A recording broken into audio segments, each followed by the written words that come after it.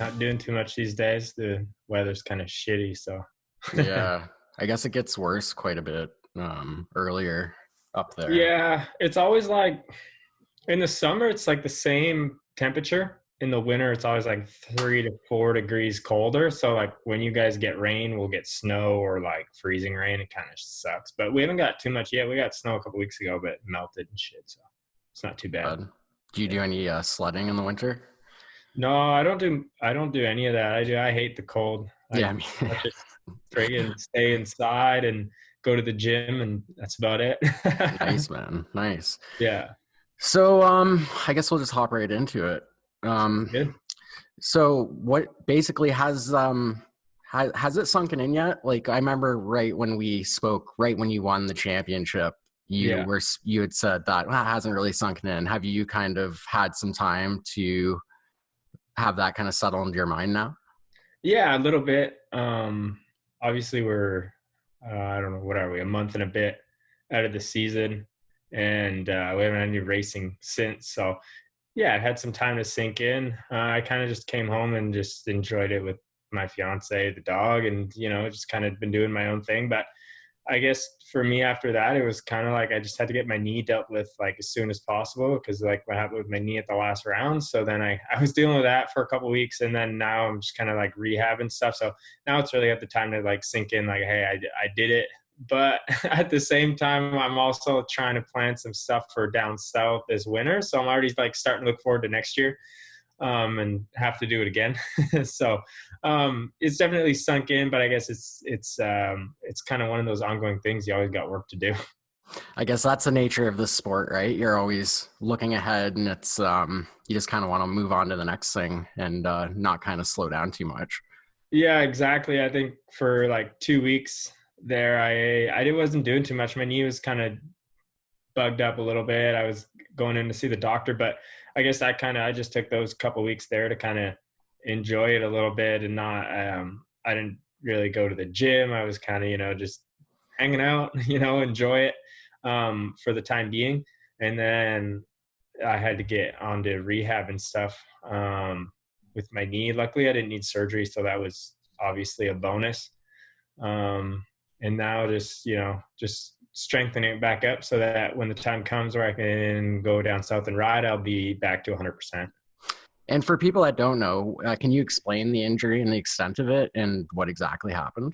Yeah, because I don't think a lot of people know. I've been kind of pretty quiet about it. Obviously, it was the end of the season either way. The only thing was I didn't get to go down and do a couple of U.S. Races like I would have liked, but it was, for us, it was the end of the season. So I haven't been saying too much. There's not really that much to say. I partially tore my MCL and a little bit of my LCL. So it's not anything too exciting, no surgery or nothing. So, I mean, for me, it's just been kind of pretty boring. It's one of those things where you don't, it's not like a surgery where you make huge steps at once. It's pretty slow kind of process to get back to normal. And then the problem with it is like after 3 weeks or so, I could walk, or not even 3 weeks, probably like 2.5 weeks. I was going into physio and stuff frequently, so I could walk and do everything, and go for walks with the dog and the family. But it kind of sucked because I couldn't do any like no gym stuff. I couldn't do any, not too much therapy because you can also hurt it. So it was basically just putting ice and chilling at home. But you can't do anything. So I was pretty bored, but even now it's just such a slow progress, I guess, at this point, because I'm probably back to like 85% with my knee, but it's just like the last 15% that take the longest time to get like the full range of motion back and the full strength back. But now I'm able to somewhat go to the gym. I guess I'm doing workouts at home because the gyms are closed because of COVID, which sucks. But, I'm kind of doing my workouts at home, and now it's just kind of it's kind of the waiting game to let it heal by itself. And like, how do you treat an injury like that? Not to get too deep into it, but is that one of those things where you just have to strengthen up the muscles around it? Or is it like something that repairs on it by itself over time? Yeah. So ligament will never because it's like partially torn, it'll never completely replace itself. It's not like, well, a little bit, but it's not exactly like a cut where it'll heal itself back up and scar unless you have surgery and you get it completely redone. So basically, what the doctors tell me is that you just got to strengthen up the muscles, like you say, around the ligament, so that when it does go to strain, your muscles will react. Because with your, it's kind of complicated with your brain and stuff. Your brain will eventually react so that when then that ligament kind of gets stretched, your muscles will tighten up and it'll kind of reinforce the ligament so it doesn't tear. So basically, you just got to strengthen the muscles around it and use like I use like a tense machine to kind of Yeah. get the muscles firing, so that when the time comes that it does is under stress, that the muscles fire super quick and kind of help protect the ligament. And I've already been through it in my other knee because I did the kind of the exact same thing almost. Um, so it's kind of just part of the sport a little bit, and then eventually one day I'll probably have to get them redone when I probably retire. But I mean that's in the future. Right now, I just kind of something you got to deal with and just kind of get it strengthened. But the MCL isn't too bad for moto because it's more holding your knee in place and not kind of back and forth, which for us it's not as important as it would be for a hockey player, like a basketball player or something like that. Mm-hmm. So we can kind of get away with it because we wear knee braces and stuff, and like my CTIs are really good because they're custom built and stuff.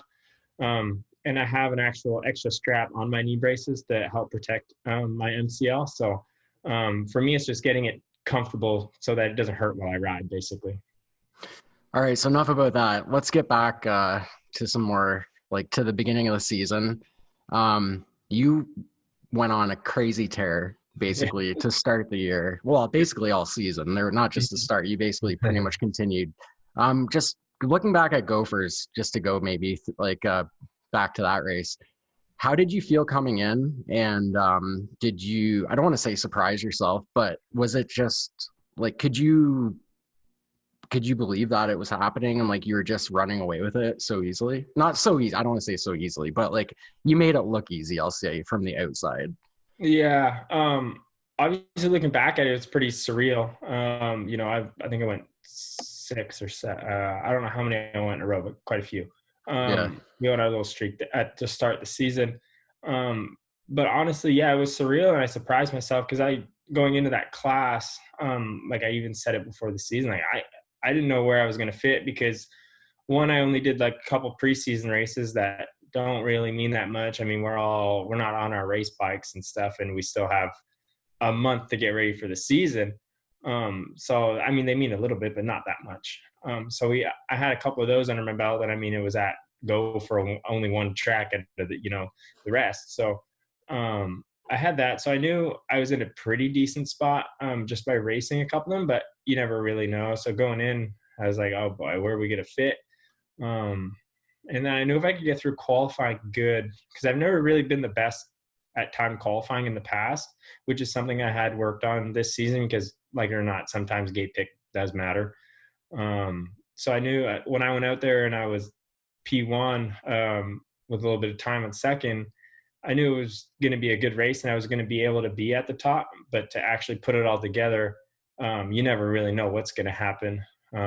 Obviously, I worked my ass off during the off season to come out swinging like that, and with the extra long off season, where there was times that I was like, dang, we could almost take a break and not tire out. So that was kind of like coming in. I was like, do you lay up a little bit and save some of the season? And then in my program, I only took like 2 weeks off off the bike and I took 2 weeks off at the end of April or May.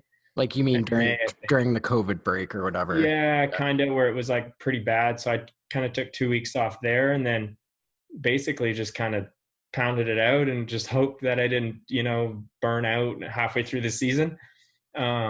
So yeah, for me, it was just putting time in. I rode a shitload. I put a lot of time in on the bike and, to get ready, probably more than I had in the past, just because it was a new bike and I had a lot of testing to do. Because I went down south of the setting that I thought I was happy with. And when I came back, I realized that I still had a lot of work to do, bike setup wise. So that took a long time. We basically did everything all over again because it was weird. I was down south and I was super comfortable. And then as we started to change a few things, I started kind of opening my eyes and being like, okay, this is kind of the direction I want to go in. And ended up going in a completely different direction. That ended up working good for me. And I think it was Colt that kind of helped me a little bit with it because he had ridden that bike. So he was kind of like, he rode the bike a little bit too, but he could watch it and be like, I think we should try and go kind of in this direction and try. If it's shit, we go back.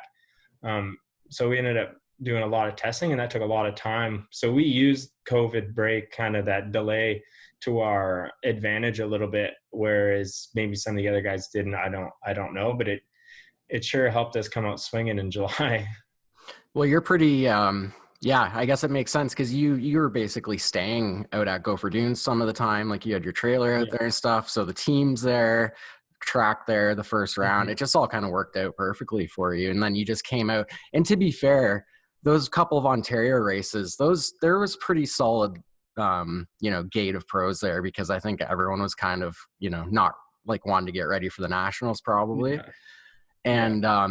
And people were saying like, yeah, Dylan looks pretty damn good, but you never know until the first race. So yeah, you Yeah. came out, and then moving on to Walton, everyone was, I guess, like from speaking to people, everyone was kind of like, well, Gopher, he's been riding there a lot, and then you go to Walton and just blow the doors off everyone again. Like, Yeah. so after that, you must have been like, huh. Yeah, for sure. Everybody, I feel like a lot of people put like the emphasis on like we ride Gopher a lot, Yeah. but you've been there. We don't actually ride the main track that often. Hmm. I guess the only advantage I guess we have sometimes is after a big weekend or something, like a race weekend, when no one wants to ride the track on Monday morning, I try and get out of bed somewhat early and go ride before, at least do one 30-minute moto before Derek gets out and grooms the track. I guess that would be the only advantage because the rest of the week, quite honestly, we don't ride that track. Like I literally probably only do one or two motos on that track when I'm there throughout a week or two even. Just because when it's flat, it's hard, like it's not rough. So for me, I'd like to go ride something that's rough, and we have our own test track in the back that you've also been to. Hmm. And so we honestly, that's where we ride 95% of the time when we're at Gopher, that or the turn track. So obviously, yeah, I think everybody on the team did good at Gopher, which was good. It was good to see, and it's good for Derek and everybody on the team because obviously kick the season off, but also do good at the home track's always nice. But yeah, doing good at Gopher was great. But yeah, like you say, you want to back it up at Walton where everybody, thinks they're on an even playing field. But I would even argue to say that I think I'm better at Walton than I am at Gopher. It depends on the year, obviously, but sometimes. So for me going in there, I was kind of like, oh, this is, I actually went and practiced at Walton, so I already had my settings and stuff pretty much dialed heading in there, and we just kind of went to work and made it happen. And that one was felt good because at Gopher I got good starts all weekend and I was able to get into the lead pretty quick. But at Walton I had one moto where I had like a really bad start. I got pinched off on the inside. I just didn't get the jump I needed, and I kind of spun a little bit. And just a rider error more than anything. I just didn't get the start, so I knew I had like work to do, and I had to work my way through a lot of the top guys. So that was really good for my confidence for the rest of the season, being like, okay, I got the speed to be able to kind of not be in the top three off the start, but still be able to kind of inch my way to the front. So that was like a big boost of confidence for myself. And I think you still, like, you made the pass, if I remember correctly, you made the pass for the lead still with probably like half the moto left. Like you made your way through the pack pretty quick, if I remember correctly. Yeah, for sure. And for me, that's kind of like always my game plan. I obviously it doesn't work like that all the time, but my game plan pretty much going into the moto is like, if I can get out decent start, I want to try and get to the lead, as quick as possible so I can go ride my own laps out front, because it's great to follow people sometimes to see like where they're going and, where you can maybe make something happen, which I've been trying to get better at, is just being more patient. I think that really helped my racecraft this year, was just being a little bit more patient here and there and in some scenarios. But like you say, I always try and get to the front as quick as possible so I can get out and ride my own laps and my clean, laps and just hit my marks. So that's kind of my game plan as a moto, but like you say, it doesn't always come together like that. That's more or less like the perfect scenario. And then you got like your backup scenario if it doesn't go well. But yeah, I was able to kind of do that for the most part this year. And then we hit the mud part of the series where it Uh, seems like we just had like mud. I don't know, what was it like? The last 2 days of the first Walton, or the last two motos, were muddy. The Sunday was muddy.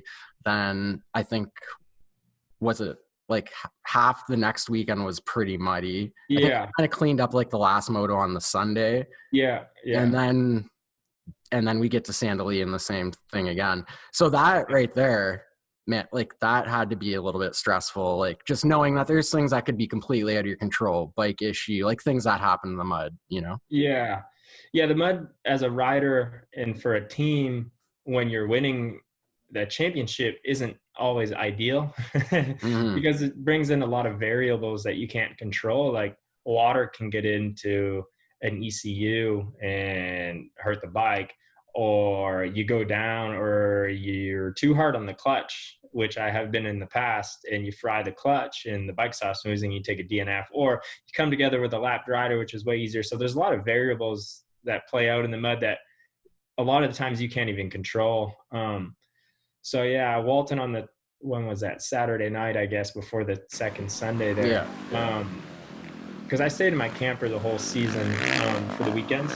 So I was at the track and it was super easy for me to just have all my own stuff there.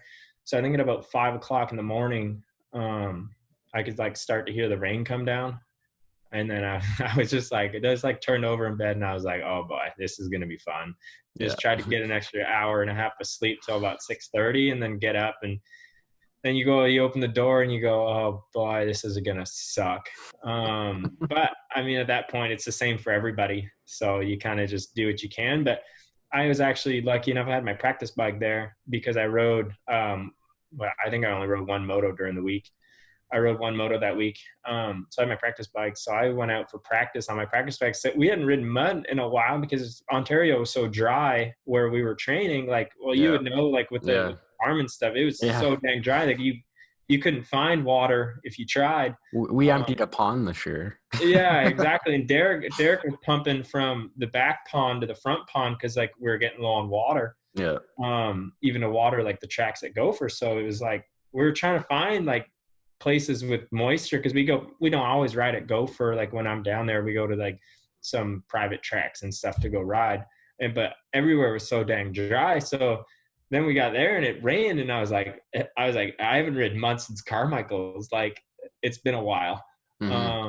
So I was like, I want to get out on my practice bike and go spin some laps in the mud to get used to it. And although I didn't do a moto for practice, I went and did 5 or 6 laps, but it kind of got me used to the mud a little bit. And I knew I had my work cut out because I know Phil's really good in the mud, just judging from some results that like he's gotten in the past.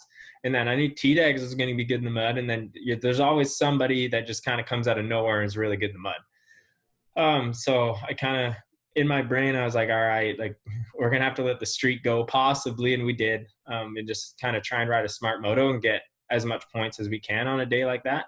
And actually like that first moto, I got an okay start and I was running third, and then I was coming up on a lapper in one of the valleys, and I went to like the right-hand side of the valley instead of the left where the main line was. And I hit it at this like soup spot, and I like went down.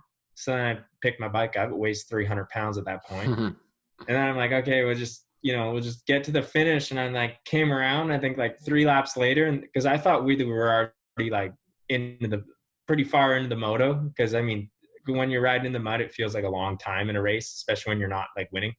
Yeah. So I was like, dang, we're far. And I came around like 2 laps later, got the halfway board, and I was like, holy shit, like we still got half of the moto to go. And then I ended up making a dumb mistake and cross-threaded maybe a lap later, went down again, and Okay.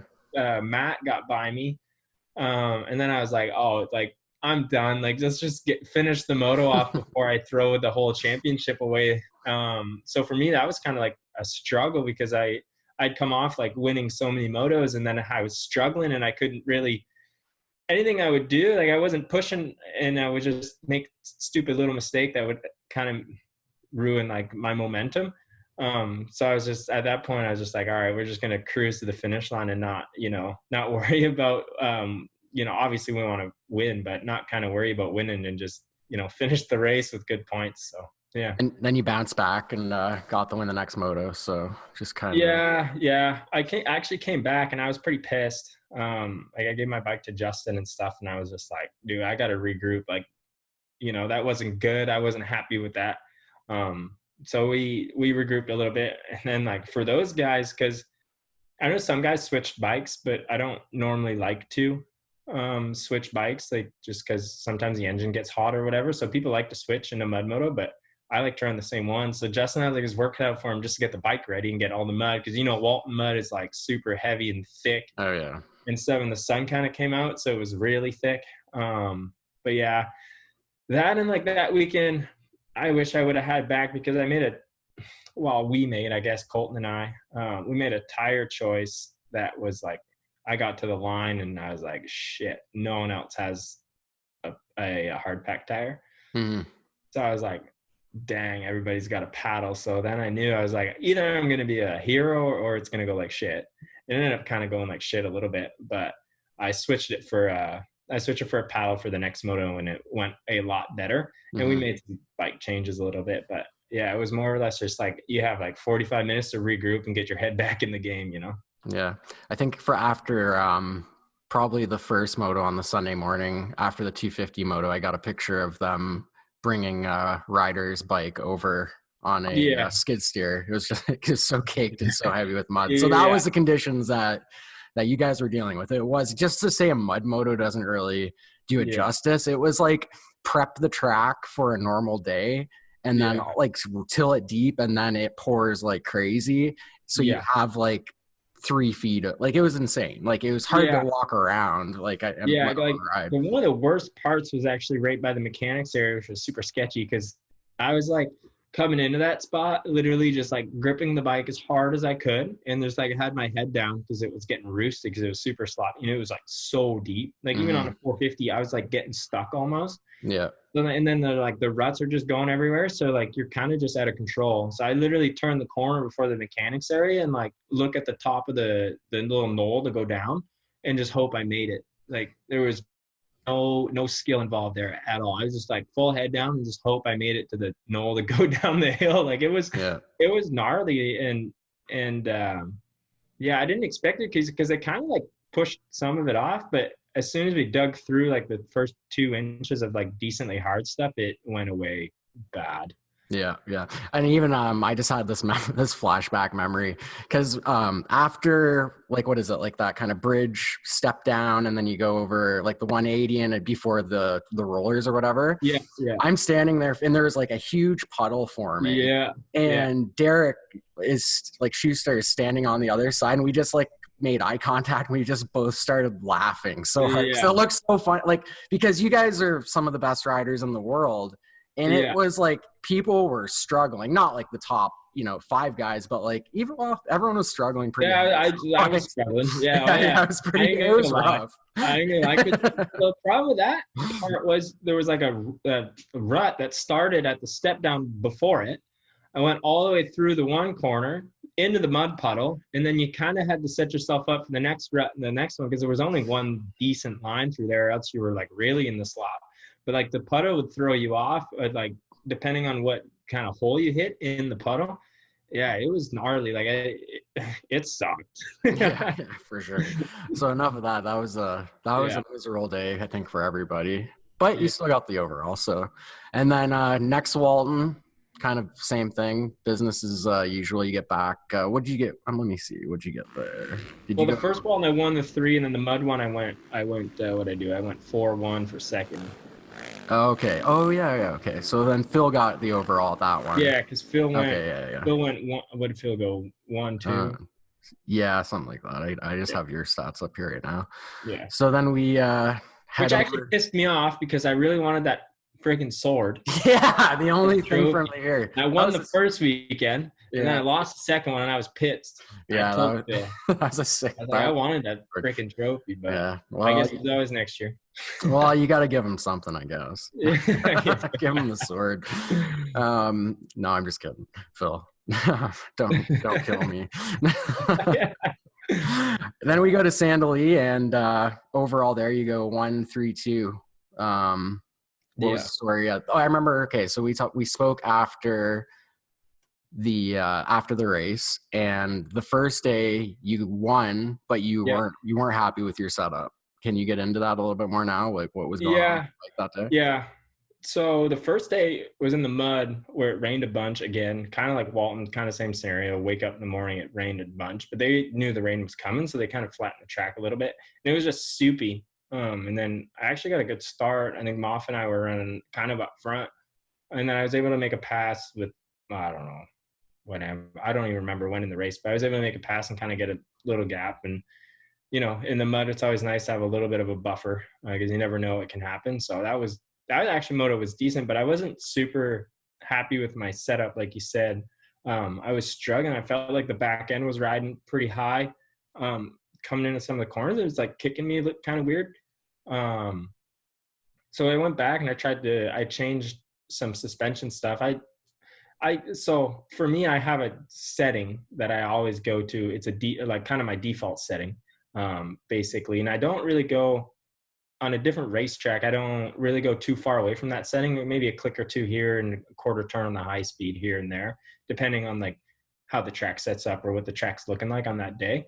But I always have a default setting that I kind of have going into a weekend. If it's, you don't know what to expect, I put that in. I know it's going to be somewhat comfortable, but this weekend it didn't feel the same.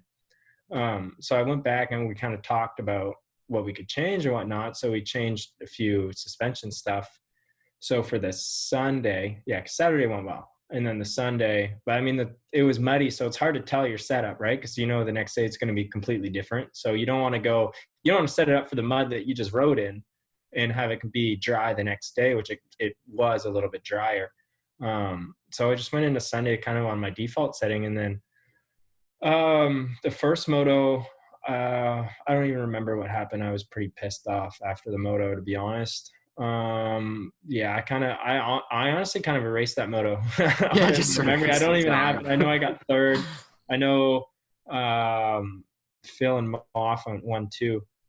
But I don't even know. I kind of just, it was bad and I just kind of put it out of my memory and focused on the next moto. But yeah, again, I wasn't super happy with my setup. I couldn't, I was struggling. So then between motos, we went back and tried a couple different things that ended up being a little bit better for the second moto, which I was able to, get second, which wasn't what I wanted. But by the time I didn't get a decent start in either one of those motos. So it was okay, but I ended up going down twice in that second moto on the Sunday. So I was like, man, what's going on? Like,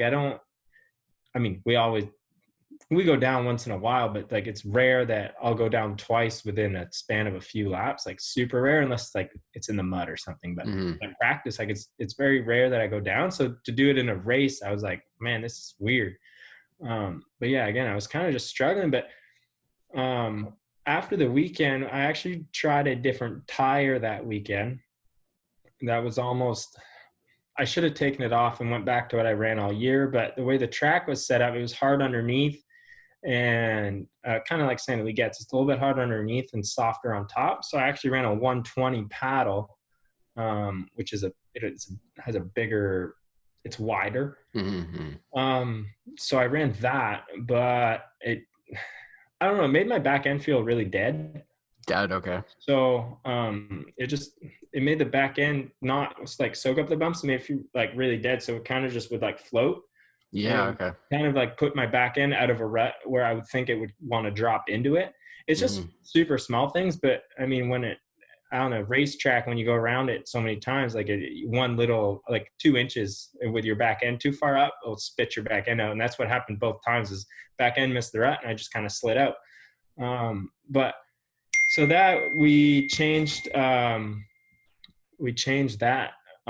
for the next week, because I I actually struggled, which sucked at my home track that I've done a million laps on. So we kind of talked about it after what we changed, and like that was the only change we made was the 120 sand tire, because some people really like it, and I actually rode it in the mud on the Saturday at Sandily. But yeah, it didn't work for me. It made my back end feel pretty dead. So I went back to a 110 paddle during the week, and right away I had the same settings that I ran on the weekend and loved my setup again. So I didn't think a 110 to 120 would make that much difference, but apparently it did.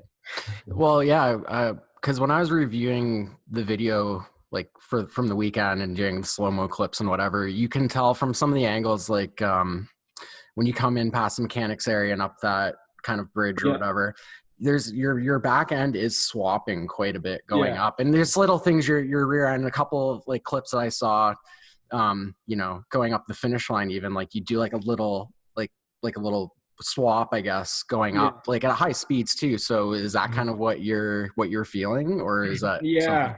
Yeah. It was making my shock feel, we use the term dead feeling, but Mm, it feels like it always kind of wants to be glued to the back fender a little bit more than it should, as mm, opposed to the bike going like up and down. It almost mm, makes the bike feel like it's riding a little bit like that. So okay.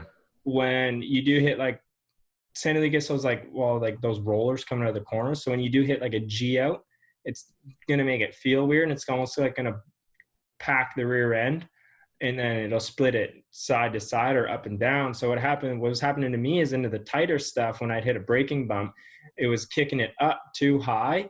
Whereas I'd be coming into the turn, already making the corner, and my back end would still be up too high and not touching the ground, and I would just miss the rut with my back end. And that's both times what happened when I fell. But yeah, it was just making me uncomfortable. Like I wasn't comfortable on the bike, which is weird because I've done a million laps around that track and I can pretty much do it with my eyes closed. Hmm. So for me, that was like a struggle. I was like, dang, All we're right. gonna have Well, to figure this out because yeah. we were going into championship weekend the next weekend, and I was like, Yeah. man, we got three motos, and like we did have a nice little gap, but I was like, we can't afford to, have really bad motos. And Phil was starting to hit his stride at that point. Like he was coming on, right? So he was Yeah, riding well, and then we head on into the championship weekend. yeah. And then first moto you guys are battling. Just take us through that. Yeah, we both got really good starts in that moto. It was just kind of the closest we had been time wise and qualifying and everything too. And I knew like that's kind of like Phil's track too. He rode really well there last year when I was watching the video, and it's close to like the Club MX dirt that he rides, where he trains down Hmm. south. So I knew he was going to be really good there, but I mean, for me, it's kind of like my home track. So I knew I was going to be good there too. So it was kind of like, all right, let's, let the best man win. And him and I are like pretty good buddies. So we were practicing during the week almost together, not together, but we were at the same track on the same day. And I mean, we're buddies. So we talk like whatever. Hmm. So we were just shooting the shit, but yeah, I knew it was going to be close. And then we got out together in the early moto, and he put on a sprint. So I was kind of like trying to judge kind of what I was going to do in this moto. Was I going to sit back and take second? Because I could, championship wise, I could just finish second behind him and still be comfortable. But it's probably what my team would have liked me to do. But as a racer, I don't like finishing second. So I was just like, all right, like let's go, let's have a good race. So we actually got out to like a pretty big lead pretty quick. I think a few of the guys got buried a little bit. So we were, 5 or 6 laps in and had 20 some seconds lead. So I was like, at that point, you have a little bit of a buffer. If I do make a mistake or something, I have some time. So then he put like a sprint on there, and I let him go a little bit to just kind of, so he couldn't find my lines. And then I just I was able to find a few different lines because I was trying some stuff because the track was a little bit one line to start the day. So I was trying a few different lines because when I would let him go about 2 seconds or so, so you'd have a little bit of comfortable gap, and then I would try a few lines and I'd be like, okay, this line was a little bit quicker because I could judge by different segments on the track where I would catch or where I would lose a little bit. And I knew in the front part I had a really good line. So I guess it was about halfway when we came together there. So about 2 laps before we came together, I used the line that I had originally used, but it was an outside line. And I almost had him around the inside. So I kind of showed him a wheel, but he could hear me where I was going. So the following lap where we came together, he ended up using those outside lines that I used, but then I used the main line, which I was able to hit just minorly faster than he hit the outside. So I was like kind of able to make the pass a little bit. And then we came out of the turn before the tunnel jump, and he was on the outside drifting in, and I was on the inside drifting out. And like for me, and I think even for him, like I thought I had the pass. Like I thought I had it made, because when I came out of the corner, obviously I'm looking at the top of the jump coming out of the turn. I'm not looking to see where Phil is, because at that point I thought I had the pass made. So I was looking at the top of the jump and just did the jump by my, how I normally would. And then there was like the point in the air where, cause like I scrubbed it and so did he. And then I like looked down and I saw him and I was like, oh shit, like this ain't going to be good. So like, I don't know. A lot of people like you watch the video and everybody's got their different thoughts about it. But I think for both of us, because I talked to Phil actually when he got back to the track, and I was like, dude, I didn't even know you were there until like I was on top of you. And he was like, yeah, I didn't think it was going to go that high. And I was like, it was just kind of like a shitty incident. Yeah. Kind of thing. But I mean, it happens. Obviously I didn't, it's not the way I wanted to win. I feel like we had a really good battle, and I feel like it would have been a pretty good race to the end because Phil was riding really good. But yeah, unfortunately it kind of happened that I clipped his hand going down, which I don't even know where I clipped his hand. I think it might've been with my front rotor, because obviously I've watched the video a bunch to see what. It's hard to tell exactly what happens, even watching it like on a couple different videos that we had. And like, I think everyone that I've discussed it with, it's just a racing incident, just two guys going for it. And like, I don't think, I don't know if other people have different takes on it. I don't know. But from anyone that I've spoken to in my perspective, it's a racing incident. Like, going for it. Exactly. And I think it is. But for me, like in a championship situation, next time, I'm maybe not going to put myself in that position. Well, it could have went disastrous for you. Yeah, it could have, it could have been the end of the season for both of us, realistically, fairly easily at that point. So, I mean, next time I'm in that position in a championship weekend where I don't have to win, maybe I'll try and make a pass in a corner. Yeah. Nice. Somewhere a little safer. Which, I mean, Colton and I obviously talked about it. We talk about different race situations all the time and what I could do differently next time. Just live and learn more than anything. And that's, kind of one of those things where you live and learn and go, okay, well, maybe next time if I'm in that exact position, I don't do that again. I do something differently. But I mean, it's racing. We both want to win. There's money on the line. It's the way she goes. Yep. So then, then you close out the weekend championship. Yeah. And your whole family was there because obviously home race. That must have been pretty special. Yeah, exactly. And it was cool because Saint Louis is like where I grew up. So for me to win my first 450 title, I guess, at my home track where I grew up is pretty cool, because normally it's never the last round, but because of COVID and how it kind of all worked out this year, it ended up being the last round. So it was pretty sick for me doing it at my home track. But like you say, I had some family there. Not everybody, all my friends that are from town and stuff could come because of the COVID rules, but I was able to get, a handful of tickets to get my close family and, people that have been there for my career for the most part from that area in. So, I mean, the Thompsons are actually really good to work with for that, just because it was a special weekend for me and for everybody involved in my career from day one. So that was pretty cool to do it there. And then obviously we had a good party afterwards too, Yeah, for sure. And then I guess, just what did you just overall, just from the outdoor portion of the season, any lessons that you can kind of take from that moving forward?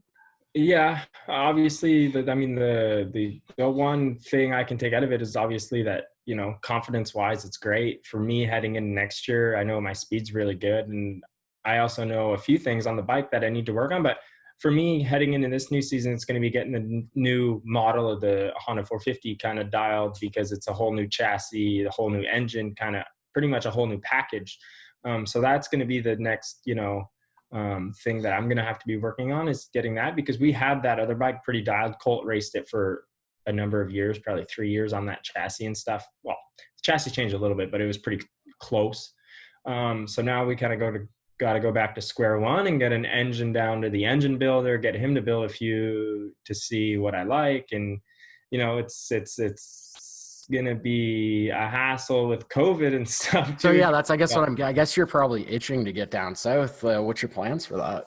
Yeah, I think it's going to be, honestly, it's going to be like COVID. I'm going to go down for sure. I'm not worried about getting down there. I think a lot of people are like, oh, you're actually going to go down to Florida with COVID. But yeah, I'm going to, because it's my job and I have Yeah. to. If I want to go down where it's nice and warm and get out of the cold. Yeah.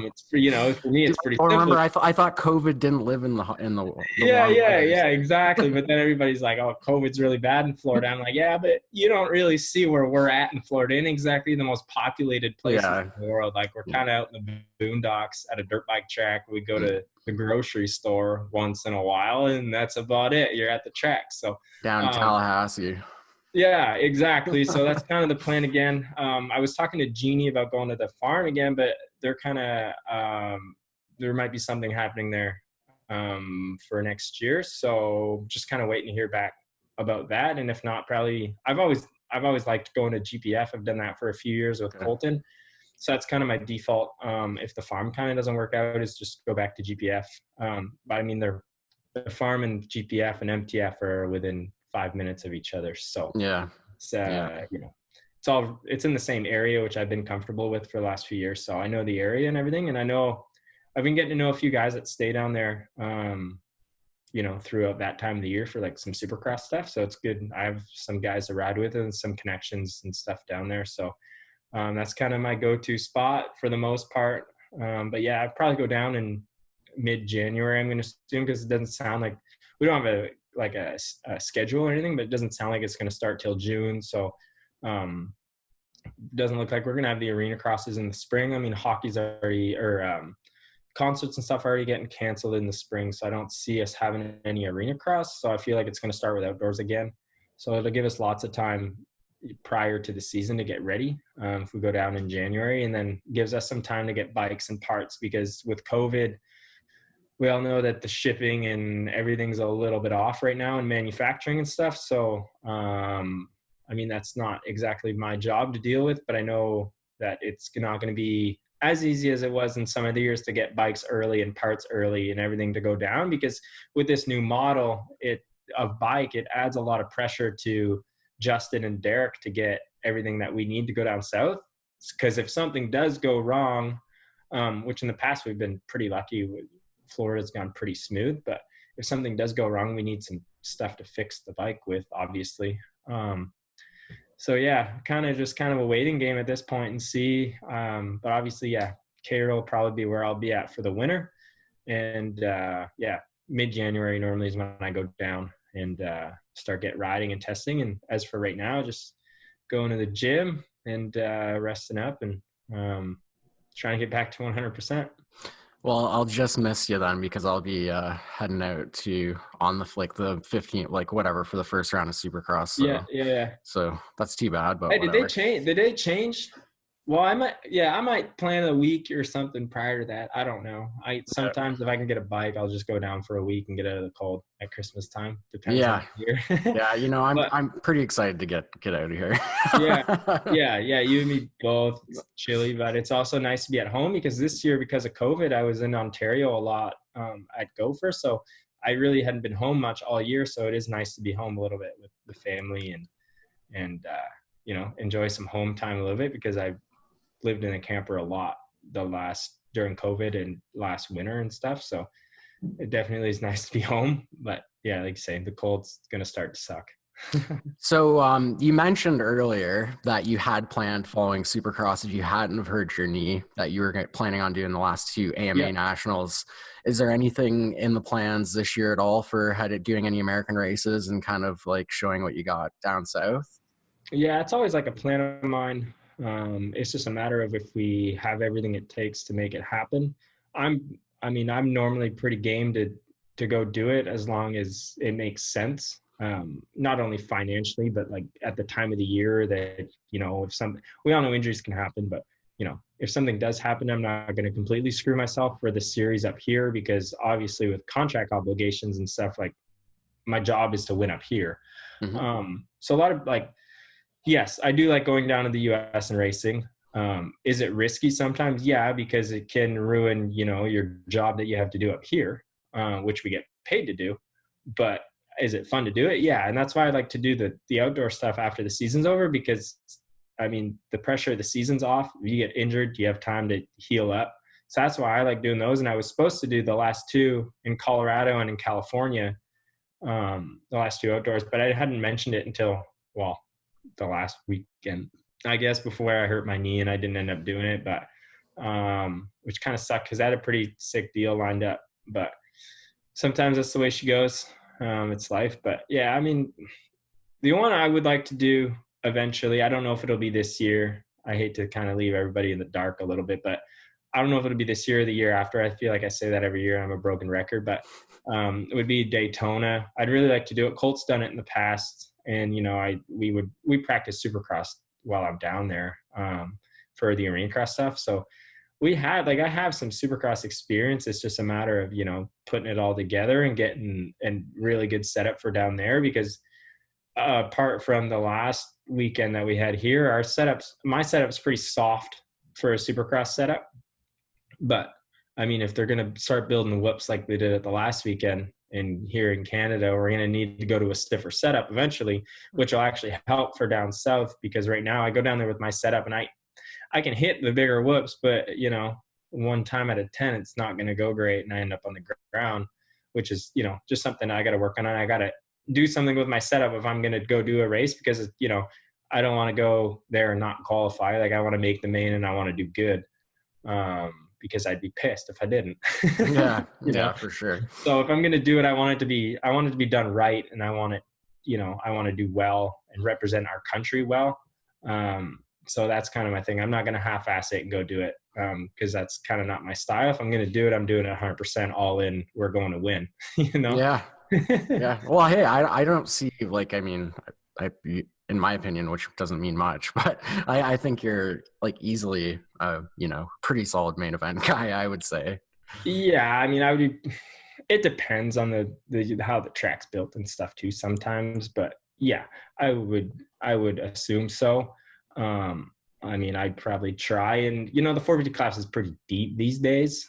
You got factory guys finishing 12, 13, but I'd like to, try and be up there with, the end of the factory guys, at least in Supercross. And then when I was going down for outdoors, I was like, man, I want to be like 5 to 10, hopefully, that would kind of be my goal that I would like to achieve eventually when I go down there, is to be the 5 to 10 guy. But I guess the future will see what holds down there, I guess. Yeah. And if anything, it seems like they're going more away from like strictly hardcore Supercross at Daytona. So you can always take that into consideration too, right? So yeah, exactly. Yeah, but sometimes Daytona, they build it and it's super gnarly, and then sometimes they build it kind of mellow. You never really know until you get there. Yeah. They have like an 80 pack down the front straight. Yeah, exactly. Yeah, it's Florida sand, and you're like super rutted and gnarly. Or the one year when I went to watch, there was a dragon. It was like a sand dragon back to dragon back. And like, I was like, man, people are going to kill themselves off this, because like it was sandy. So if you missed the top, because the top got rounded, if you missed the top, you were endoing into the next dragon back, and it took probably 5 or 6 guys out, like really bad. I was like, I remember that. Yeah. It was just a dangerous thing, like that. I wouldn't have even, like, I would have just jumped it at that point. Like, jump over. But I mean, when guys are going for championships down there, they're pretty much just balls to the walls. Yep.